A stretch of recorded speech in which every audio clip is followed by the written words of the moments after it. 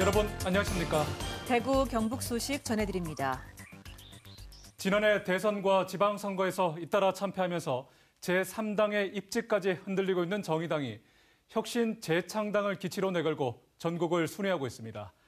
존재감과 정체성을 잃었다는 비판과 위기감 속에 이정미 대표는 보수의 성지 대구를 찾아 홍준표 시장 체제의 시정을 강도 높게 비판했습니다. 이 대표는 대구시정의 퇴행을 막고 시민들의 일상을 지키겠다고 강조했는데요.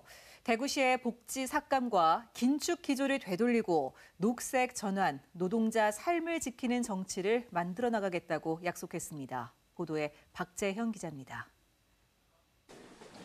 대표적인 진보 정당이자 국회 제3당인 정의당이 현재 위기를 극복하기 위해서 절치부심, 혁신 재창당을 목표로 반전을 꾀하고 있습니다. 다시 태어나겠다는 각오까지 엿보입니다. 그런 만큼 이정미 대표는 보수의 심장으로 불리는 대구를 찾아서 홍준표 시정에 대해 작심 비판을 쏟아냈습니다. 대구시가 무상급식 지원 예산 200억 원을 교육청에 떠넘기고 어린이 도서관 운영과 학급 활동을 위한 교육청 복지 예산 80억 원도 삭감했다며 날을 세웠습니다.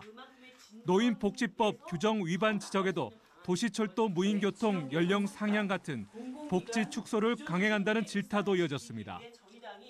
아무리 힘들어도 아이들 밥상은 건드리면 안 됩니다. 아무리 궁해도 나라 발전을 위해 평생 헌신해 오신 어르신들 주머니까지 뒤져서는 안 됩니다. 이 대표는 지역 상권을 살리기 위한 행복페이 예산 80% 삭감, 공공기관 통폐합 등은 윤석열 정권과 보조를 맞춘 행보라며 노동자와 지역 상권이 설 자리를 잃는 정책이라고 꼬집었습니다. 멸종 위기종들이 서식하는 지역에 수십억 원의 혈세를 들여 우후죽순 파크 골프장을 짓는 점도 맹공했습니다. 금호강 둔치 2km마다 파크 골프장 하나씩 짓는 것이 아이들 밥상, 어르신들 교통 이용권보다 더 중요하다는 말인지 어이가 없을 따름입니다. 그러면서 대구 시민들의 일상과 밀착된 정책 추진을 약속했습니다. 교통복지 축소가 아닌 3만 원 프리패스로 무상 대중교통, 녹색 전환과 자연환경 보존 지역 유지, 정책 토론 청구제도 원상 복구, 시청 광장에서 집회 허용 등입니다. 이 대표는 또 진영 논리에 사로잡힌 편싸움 정치를 거부하고 선명 야당의 정체성을 확립하겠다고 다짐했습니다.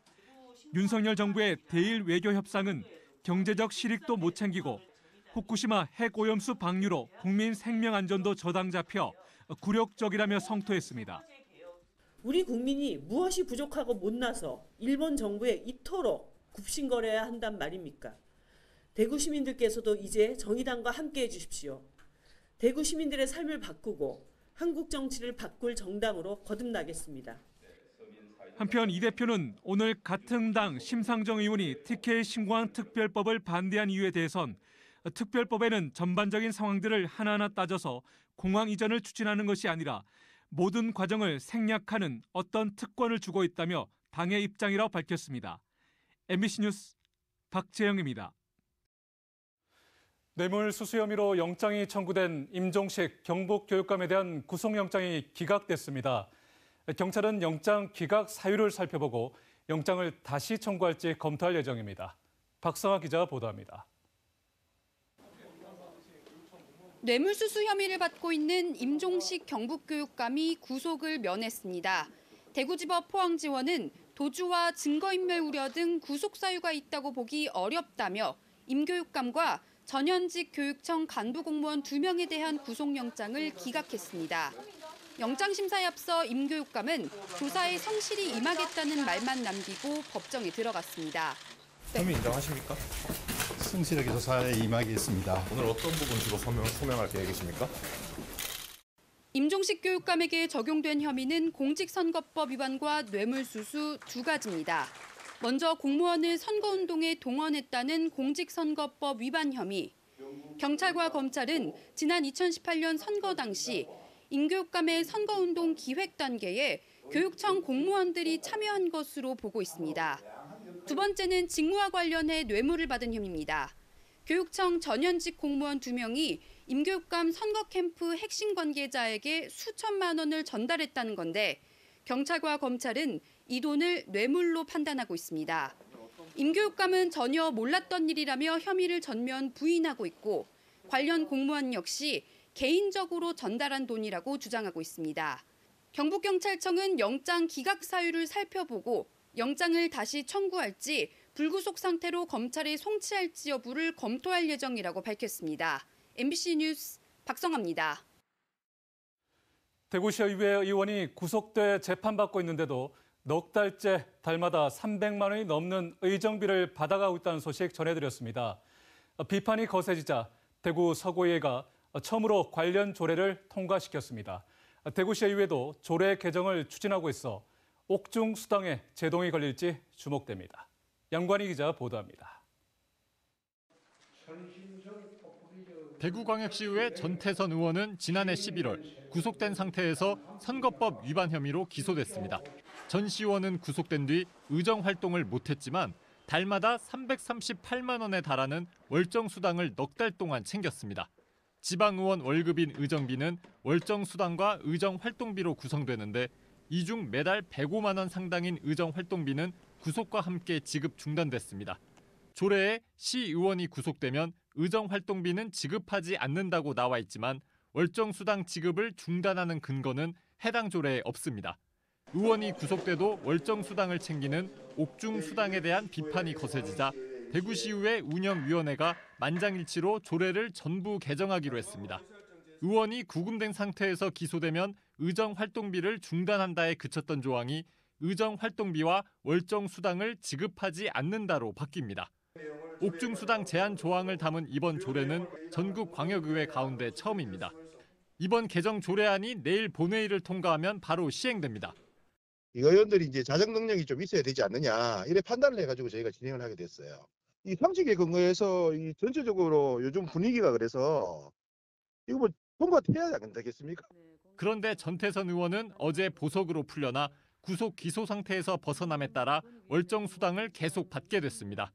한편 대구 서구의회는 구속뿐만 아니라 출석 정지 자체 징계 때도 월정 수당을 포함한 의정비 전액을 받지 못하게 하는 조례를 최근 통과시켰습니다. 이것을 기준으로 전국의 지방의회가 조속한 시일 내에 조례 개정에 나서야 한다고 보고요. 좋은 조례 재개정은 정책 경쟁을 하지 않는다면 의회 무용론이 더욱 확산될 것으로 생각이 됩니다. 국민권익위원회도 옥중 수당 금지 등을 담은 조례를 올해 연말까지 마련하라고 전국 243개 지방의회에 권고했습니다. MBC 뉴스 양관입니다. 일하는 환경이 열악하다는 학교 급식실 종사자의 건강검진을 했더니 상태가 심각한 것으로 나타났습니다. 대구에서만 13명이 폐암 의심 판정을 받았습니다. 조리할 때 나오는 유해가스를 배출할 시설 개선과 인원 확충이 시급하다는 지적이 나옵니다. 보도에 조재한 기자입니다. 최근 발표한 교육부 자료에 따르면 PCT 검진을 한 대구의 학교 급식 노동자 2,019명 가운데 39.1%인 709명에게 이상 소견이 나왔습니다. 전국 평균 32.4%보다 6.7%포인트 높고 시도별로는 네 번째로 높았습니다. 이상 소견 가운데 13명은 폐암 의심이었습니다. 튀김 요리 등에서 많이 발생하는 조리 흉이 가장 위험한 요인으로 꼽힙니다. 튀김 요리라든지 불고기 같은 조림을 하다 보면 솥이 주위에 새까맣게 타는 경우가 굉장히 많았거든요. 냄새도 많이 나고 휴지 같은 걸 대보니까 푸드가 전혀 작동이 되지 않는 것 같은 느낌이 들었고요. 급식 종사자들은 2021년 급식 종사자의 첫 폐암 산재가 인정되고 교육부가 환기시설 확충 등 시설 현대화 등을 약속했지만 턱없이 부족하다고 주장합니다. 특히 대구는 급식 조리원 1인당 급식 인원이 더 늘어나는 등 심각한 상황이라며 대책을 촉구했습니다. 본인적인 인력 부족과 골명노동, 폐암 이슈까지 중첩된 이 현안은 대규모 인력 부족으로 이어져 학교 급식의 질을 담보할 수 없는 현실에 이르고 있으며 대구시 교육청은 이상 소견자 모두에게 추가 검진을, 미검진자에게는 전원 폐암 검진을 실시할 예정이고 1인당 급식 인원은 100명 이하로 관리하고 있다고 해명했습니다. 66억을 투입해서 66개월을 이제 개선하고 27년도까지는 이제 한기 설비가 열악한 학교 순으로 연차적으로 이제 개선할 예정입니다. 네. 그리고 올해 이제 배치 기준을 이제 변경해서 예. 조리 실무원을 이제 38명을 증원했습니다.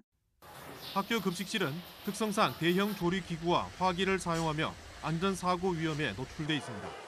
실제 근골격계 질환뿐 아니라 폐암 발생까지 잇따르는 만큼 신석환 시설 개선과 인원 확충으로 위험도를 낮춰야 한다는 지적을 받습니다. MBC 뉴스 조재환입니다.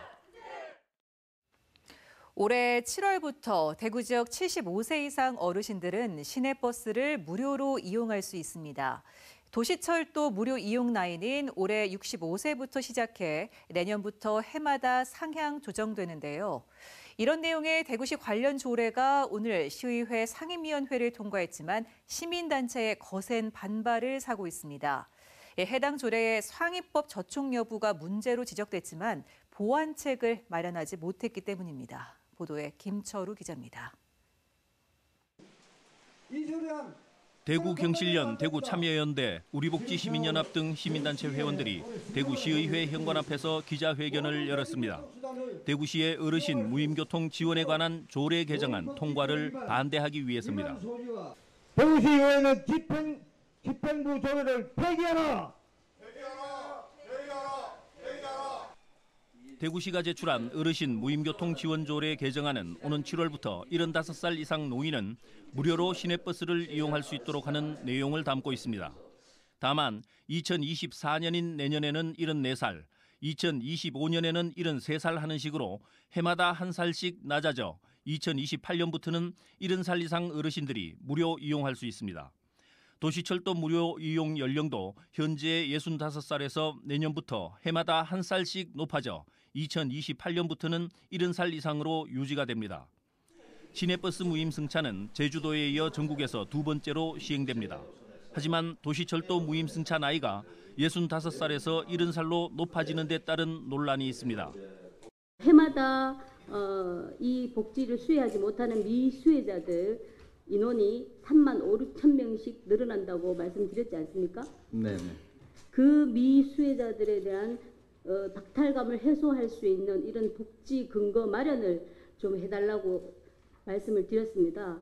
사회보장제도를 새롭게 신설을 해야 되는 부분입니다. 그래서 그런 부분은 또 복지부하고 또 협의 단계도 거쳐야 되고 또 현재 65세 이상 되시는 분들의 어떤 복지 혜택이나 이런 부분이 한 24가지 정도 이렇게 보시고 계십니다. 그래서 그런 부분과의 어떤 중복성이라든지 이런 부분도 조금 검토가 더 필요한 그런 사안입니다. 게다가 노인복지법에서 규정한 나이를 하위법인 조례로 바꿀 수 있는지에 대한 문제도 남아있는 상태에서 조례를 통과시키려 하자 반발이 나옵니다. 위원 여러분 이의 없으십니까? 예. 이의 없으므로 의사 이대로 통과시키면 안 됩니다, 여러분들. 통과하면 무슨 대안을 검토하는 말밖에 없잖아요. 시민사회의 반발이 이어지는 가운데 시의회 건설교통위원회는 정회를 선포하고 내부 논의를 거친 끝에 시내버스 무임승차 시행이라는 노인복지 확대, 무임교통 지원 제도를 일원화 한다는 점을 들어 개정안을 원안 가결했습니다. 대구시가 후속 복지 대책을 마련할 수 있을지 불확실하고 중앙정부로부터 조례 시행에 따른 법적 제소 가능성까지 떠안아야 하는 상태에서 어르신 무임승차 조례는 불안한 첫발을 내디뎠습니다. MBC 뉴스 김철우입니다. 경북에 모처럼 반가운 봄비가 내렸습니다. 하루 최대 30mm가 넘는 비가 내리면서 가뭄 해갈과 산불 예방에 큰 도움이 될 것으로 보이는데요. 산림당국은 봄비가 5mm만 내려도 하루 정도 산불 예방에 효과가 있다고 밝혔습니다. 김경철 기자입니다. 의성군의 한 마늘밭. 바싹 메마른 땅 위로 반가운 봄비가 내리자 말라가던 마늘싹에도 파릇한 생기가 돌기 시작합니다. 연일 건조한 날씨에 생육 부진을 걱정하던 농민은 한시름 덜게 됐습니다. 뿌리 발육이 나빠지기 때문에 지금 수공급을 한 일주일 만에 한 번씩 15mm에서 20mm 관수를 해야 됩니다. 지금이라도 이렇게 오니까 반갑고 고맙죠. 이틀에 한 번꼴로 발생하는 산불 탓에 피로감이 쌓일 대로 쌓인 산불 감시원은 누구보다 애타게 봄비를 기다려왔습니다. 큰 불을 보고 나서 며칠 동안 잠도 안 오고 참 뭐 걱정도 많이 되고 그래서 근무하는 사람들이 스트레스를 엄청 많이 받습니다. 산불 감시원으로서는 정말로 이건 단비입니다. 금비. 경북에서는 영양에 30mm 넘는 비가 내리는 등 대부분 지역에 20mm 넘는 비가 내렸습니다. 특히 경북 북부 지역에 5mm 이상의 비가 내린 건 지난 1월 중순 이후 69일 만입니다. 국립산림과학원은 비가 5mm만 내려도 하루 정도의 산불 예방 효과가 있고 10mm가 내리면 이틀 정도 산불을 예방할 수 있다고 밝혔습니다. 하지만 최근 10년간 산불이 가장 많이 발생한 기간이 3월과 4월인 만큼 방심은 금물입니다. 주말을 거치면서 또다시 위험성은 더 높아질 것으로 예상하고 있기 때문에 비가 왔더라도 방심하기에는 약간 이른 시기라고 볼 수 있습니다. 경북에서는 올해 들어서만 48건의 산불이 발생하며 전국 최다 산불 발생 건수를 기록 중입니다. MBC 뉴스 김경철입니다. 한일 정상회담에서 후쿠시마 원전 오염수 방류에 대해 우리 정부가 명확한 입장을 밝히지 않은 것으로 알려졌습니다. 이 때문에 경북 동해안 어민들은 실망감을 감추지 못하고 있는데요. 올여름 방류를 시작하면 수산업계에 큰 피해가 우려되지만 정부뿐 아니라 지자체마저 대응에 소극적입니다. 장성훈 기자입니다. 이번 한일 정상회담에서 정부는 후쿠시마 오염수 방류에 대한 입장을 공식적으로 명확하게 밝히지 않았습니다. 그동안 일본 측에 오염수 방류 계획 철회를 요구해온 어민들로서는 회담이 실망스럽다는 반응입니다. 강하게 대처를 못하고 입장을 전달 못하는 데에서는 아주 섭섭하게 생각하지요. 오염수 방류가 시작되면 후쿠시마 원전 사고 당시처럼 수산업계에 큰 피해가 우려되는데도 정부와 지자체는 대응이라고 할 수 없을 정도로 소극적입니다. 지자체도뿐 아니고 여기에 대해서 아주 실감을 못 느끼는지 그런 게 없어요. 그래서 이 어민의 한사물을 보선 애타고 좀 안타깝지만은 실제 경상북도의 대응책은 예산 30억 원을 들여 수산물에 대한 방사능 검사를 강화하는 데 초점이 맞춰져 있고 어민 피해 대책은 제대로 포함하지 않고 있습니다.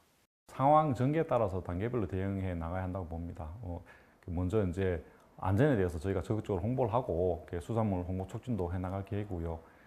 제주도가 단계별 대응 매뉴얼을 마련해 국가 차원의 대책을 건의하고 연구 용역 조사를 통해 예상 피해와 세부 대응 로드맵을 마련하는 등 선제적으로 대응하고 있는 것과는 대조적입니다.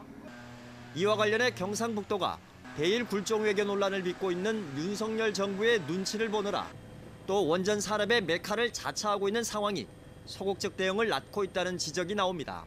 다른 지자체들과 비교해서 너무나 미흡한 수준으로 무방비 상태로 있지 않은가. 원전을 주력 산업으로 삼고 있는 상황이라 그런지 이 후쿠시마 오염수 방류 문제에 대해서는 너무 소극적이고 미온적인 것 같습니다. 동해안 어업 전진 기지인 포항시의 대응도 3억 원으로 방사능 장비 2대를 구입하는 게 전부입니다. 포항 경제에서 수산업이 중요한 비중을 차지하고 있고 그리고 의회 차원에서도 여러 차례 대책 마련을 촉구를 했는데도 불구하고 포항시의 대비책들은 거의 없다, 미비하다 이렇게 생각을 하고 있습니다.